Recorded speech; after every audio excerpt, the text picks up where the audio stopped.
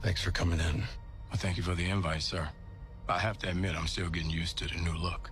They said lose the mustache or lose the election.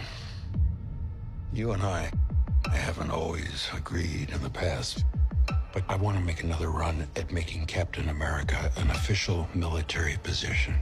And if we disagree on how to manage a situation, then what happens? Work with me, Sam. We'll show the world a better way forward.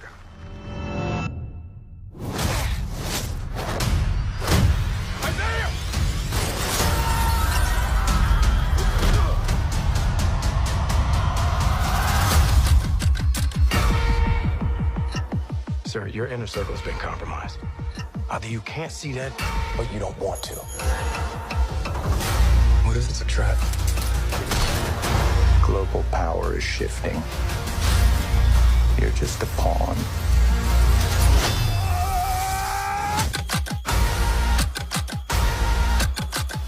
You may be Captain America, but you're not Steve Rogers.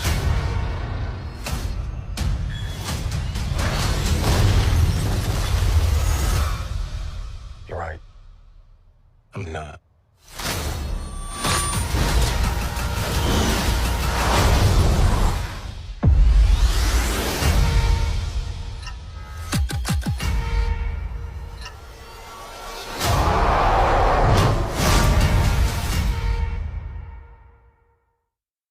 Squad, it's your man Unspoken Reviews back again with another video, and this is going to be my review of the teaser trailer for Captain America: A Brave New World. All right, guys, so we didn't get the trailer on Thursday like we thought, but it seems to have come out today, and that is before Comic-Con.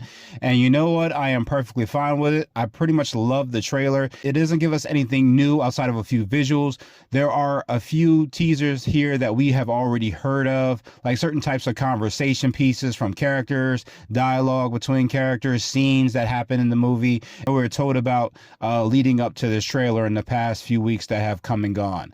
However, the trailer does seem pretty good. It definitely does have that political thriller, that Winter Soldier vibe that they were promising. The action scenes seem pretty decent so far from what I've seen. We even got a little glance at the Red Hulk. Not much, just a small little shot of it, but it does confirm that it's going to be in the movie. All right, guys, so the trailer starts off with what looks like the campaign for Thunderbolt Ross, who is now played by Harrison Ford, this time without the mustache. And it seems that when Sam Wilson does arrive, they do make a small little joke about that, realizing that unfortunately the tragic passing of William Hurt, and that, that he loves the new look. And that's kind of like a small wink to that situation, that this is a whole new actor playing Thunderbolt Ross. And it seems that Ross is trying to aim at making Captain America an official military position.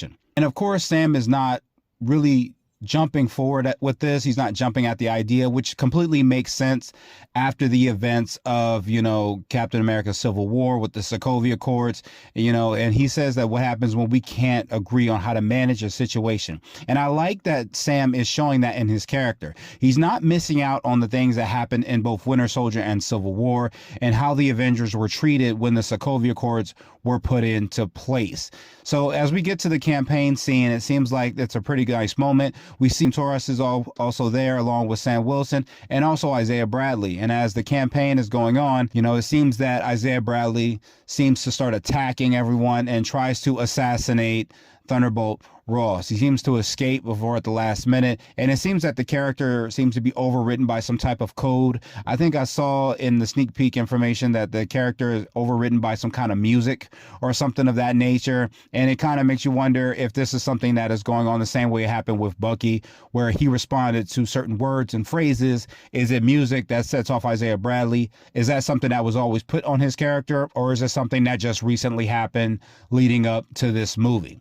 So it seems like Sam is trying to convince Ross that it's likely that someone has infiltrated in his circle, and it seems that Ross is not exactly believing that. And we get a nice little dark horror shot where you see Sam and Torres, and they're kind of going underground, and they find what looks like some kind of experimental chamber, but it looks like there are people that were pretty much put in some type of experiments. Whether or not this is the fault of Thunderbolt Ross or the fault of the leader who is supposed to be in the film, I'm unsure, but it's definitely giving off that vibe of what we had in Civil War and what happened with Bucky. So we do also get a couple shots of Esposito. I'm still uncertain who his character is supposed to be playing, but he does seem like one of the antagonists of the film. If the leader is still in the film, this will make him either the first antagonist or the secondary antagonist.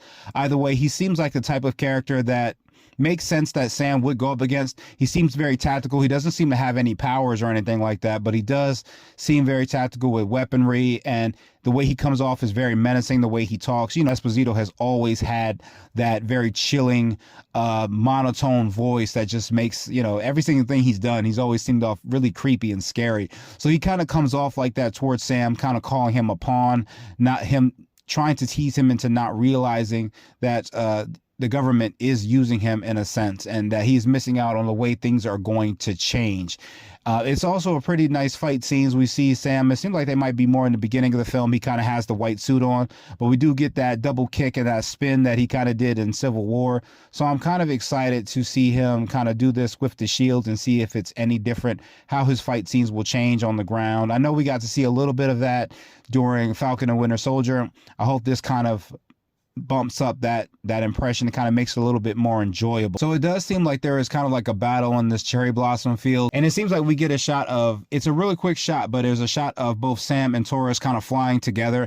It's a real quick thing. You wouldn't notice it right before you know, Sam ends up going, I think Mach 2 or Mach 6, I don't know, one of those, I don't know, neither one of them, but he takes off at some height speed. It looks like a really cool shot, and we do get the shot of Red Hulk. And I like the scene where, you know, it's at the end of the trailer, but, you know, we already heard about it. But when Thunderbolt Ross is telling Sam, you know, you may be Captain America, but you're not Steve Rogers, implying that, like I said in the, you know, reviewing some of the pictures of Sam Wilson that just recently came out, this was something that the character Sam Wilson is going to have to deal with, you know, living in the shadow of that legacy that everyone views Steve Rogers as the more superior Captain America, you know, coming in and filling the shoes of that character. You know, this is something that I don't think would have been any different if John Walker had been fully made as Captain America and just stayed that way.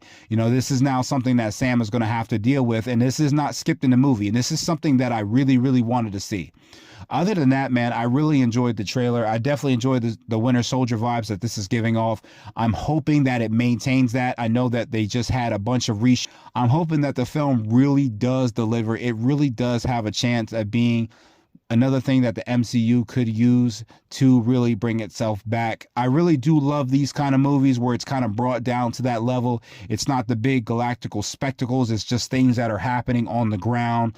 It is something that I was hoping that we would get from Secret Invasion, but we didn't. But I really like the ground level type of circumstances and situations and consequences that can really come from this movie. So either way, I'm still excited. Make sure you guys jump in the comments. Let me know what you guys thought of the trailer. If you liked the video, hit that like button, and I will catch you guys in the next one. Later.